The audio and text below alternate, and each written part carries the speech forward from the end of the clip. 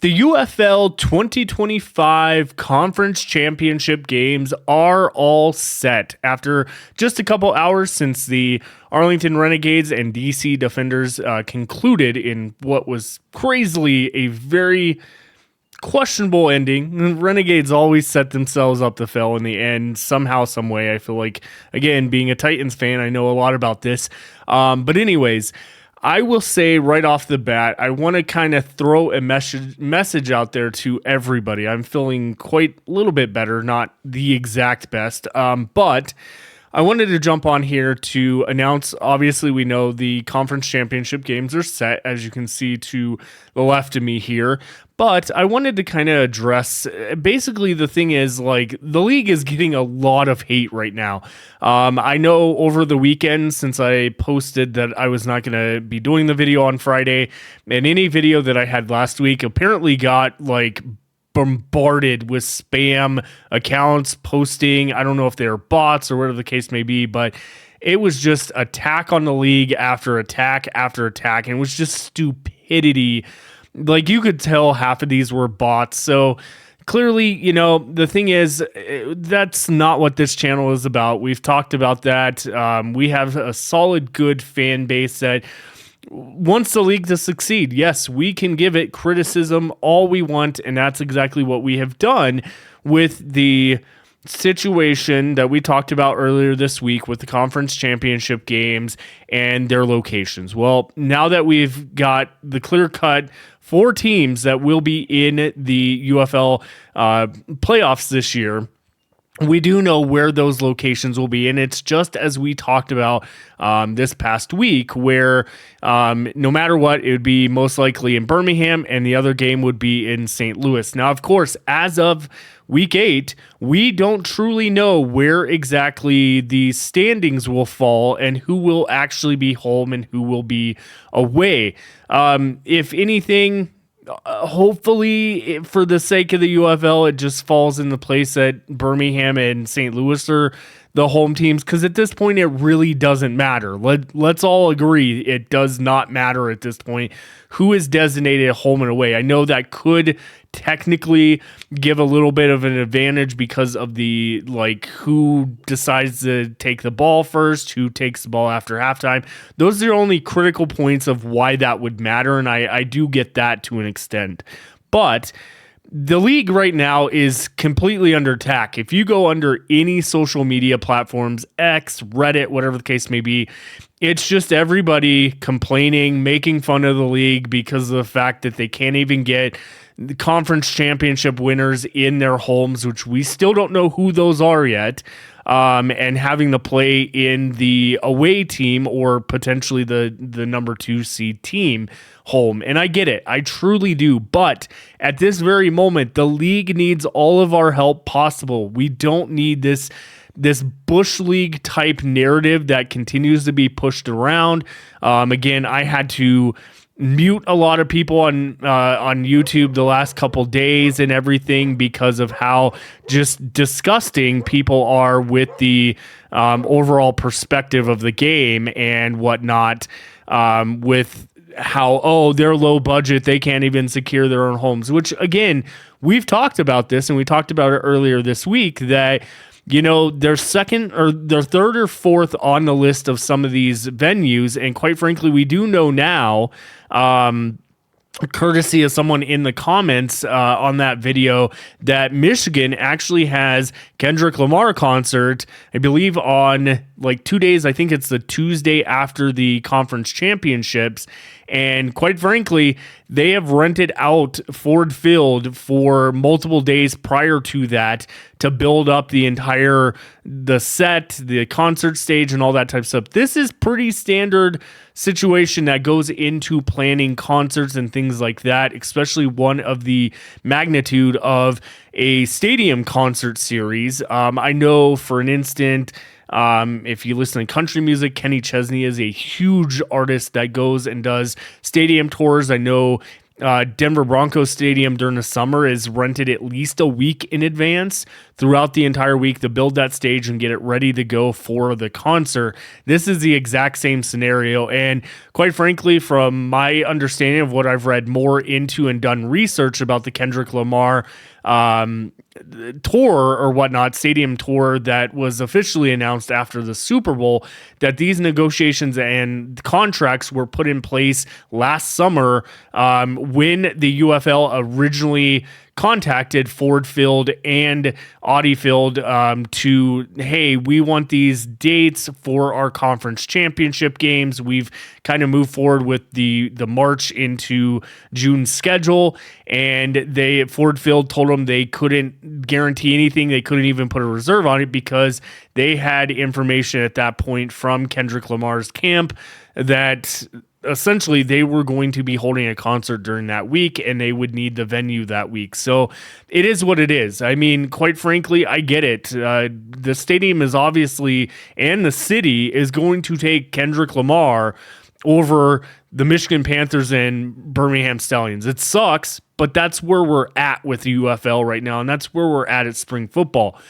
But changing the narrative and going with a more positive approach and trying to build this league up to get those venues to actually move the UFL down on the slot. Now, MLS and NWSL, that is having the game in DC that weekend. MLS is on Saturday, and I believe NWSL is on Saturday, which is exactly why DC can't play at home.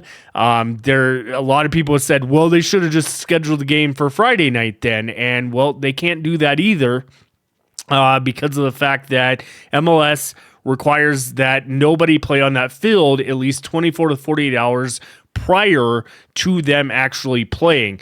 Plus, the other part to that, too, is if you want to be fair to both teams, whether it's DC, St. Louis, or I apologize, again, still under the weather. If you're talking about the Michigan Panthers and the Birmingham Stallions, that's not fair to them that the XFL conference would then get 2 extra days or a day extra, essentially, of rest going into the actual championship game. And to me, you can't have that. I mean, essentially, when you look at, again, any calendar, June 8th. Oh, I guess June 8th is a Sunday. I was thinking June 8th was Saturday. But yeah, so if you move the game back to Friday night, you would be giving either the DC Defenders or the St. Louis Battlehawks an extra 2 days of rest to go back to Arlington or that area to practice and train before they go back to St. Louis for the championship game. I think that's a huge issue, in my opinion. That's an advantage for a conference that shouldn't be, and I think a lot of people would be more mad at that than the fact that they'd be playing in DC on a Friday night, which who knows if they could even, again, get that many people there, because we've talked about Friday nights and how that's kind of worked out. Yes, it's a conference championship game. It's against St. Louis. I told you this cough has been the death of me the last few days, but hopefully we'll be there by tomorrow, Tuesday-ish. Anyways, so this is my just whole point with this. We know at this point the USFL Conference Championship game will take place June 8th at Protective Stadium. And then the XFL Conference Championship June 8th from the Dome at America Center. At this point right now, guess what? Regardless of the fact that I know Michigan to Birmingham is a long way, but if you, as a Michigan Panthers fan, live in Michigan or somewhere in that area and can travel to Birmingham, you at least have almost a good, 3 weeks now to prepare and to travel, where, again, when we look at the other side of things, it's a disadvantage for DC if they even clinch the division. Right now, both DC and St. Louis are head-to-head in that realm, and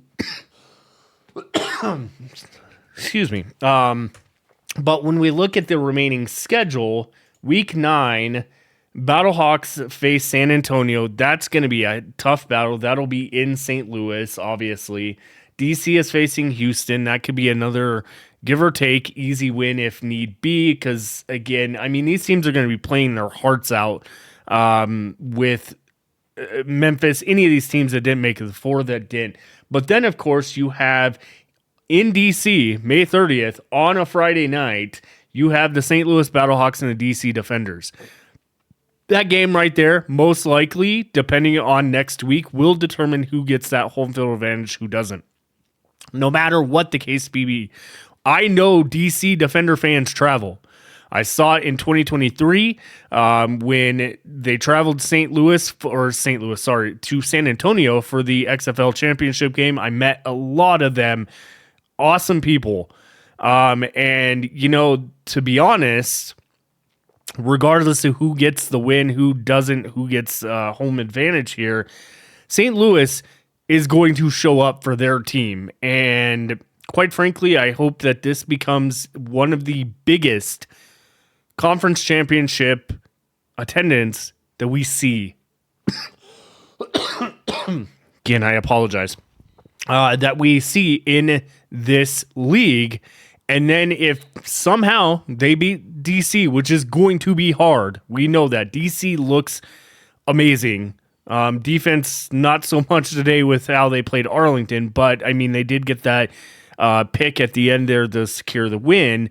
But again, overall, we could see St. Louis in that championship game. This, again, would be monumental for the league, for attendance, but regardless, it doesn't matter because the best winner will take that. And quite frankly, I think like as much as we've talked about on the channel, I have said it was Bush League when they were trying to change the rules of being the top four teams get in so that potentially St. Louis had a home game. I thought that was ridiculous, and I will call that kind of crap out any day, any time.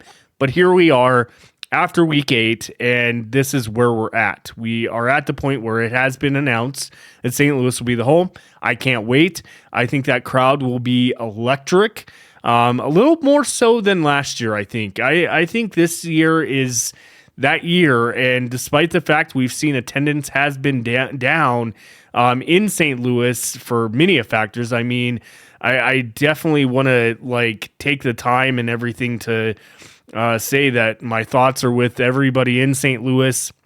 I meant to actually put that at the beginning of this video, but my thoughts are with everyone in St. Louis, the horrific weather they've had there. And I mean, we heard stories from Anthony Beck that they had a very turbulent flight coming into St. Louis on Friday. They really didn't get much of or was it, I think it was Thursday. They had Thursday or Friday they traveled in and had quite the weather that essentially led to them having not as much as a practice that day or the following day because of everybody being pretty shaken up, and especially with the lives lost in the St. Louis area and stuff like that. And that's where like I saw the attendance was released yesterday for that game, and I literally saw people like complaining that, oh, see, it keeps dropping low. Who cares about the tornadoes and all that type of stuff? And, you know, the game of football doesn't matter at that point.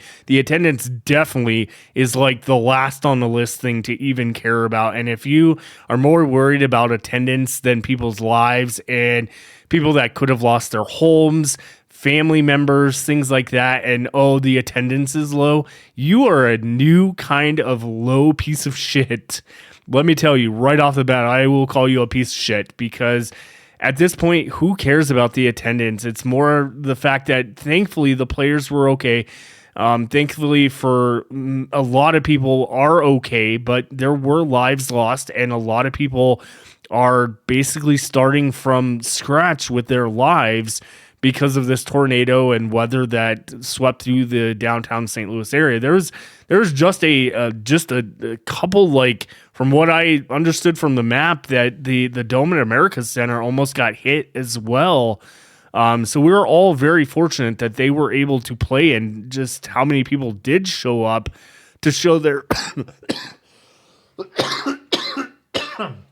to show their support for the UFL in this particular time. So give or take, just be better humans, everyone. Like, let's just be better humans. Let's be better to disregard this negative approach to the league and just know we've got some good football. We got some excellent football this weekend, and we will continue to look at, despite the fact that the playoff games are set, we still have a lot of matchups left over the next 2 weeks as we head into those conference championship games that I think we are going to get some really, really good football out of this, because at this point, those 4 lower teams, they are all playing for tape. They're playing for their opportunity, potentially at an NFL shot and everything like that. So just want to throw that out there and let everyone know, hey, the big thing is here is that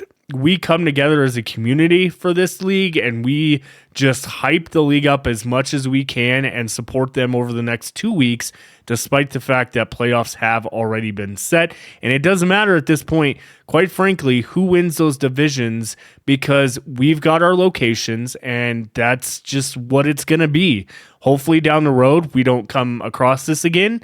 I know like the issues that San Antonio came across with booking, and they had to eliminate one of the home games for San Antonio. Guess what? They have the Alamo Dome made sure that that was not going to be a problem next year, and most likely would not be a problem for the playoff game as well.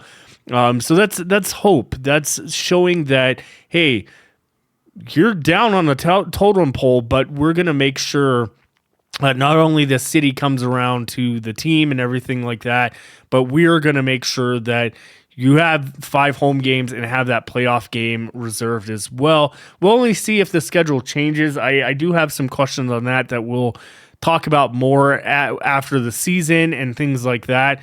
But overall, let's get ready for some great conference championship in this, because quite frankly, yes, we're getting a rematch of the last 2 years of the USFL, one of the USFL conference championship games. This is the 3rd row in the year we'll see these two go head to head.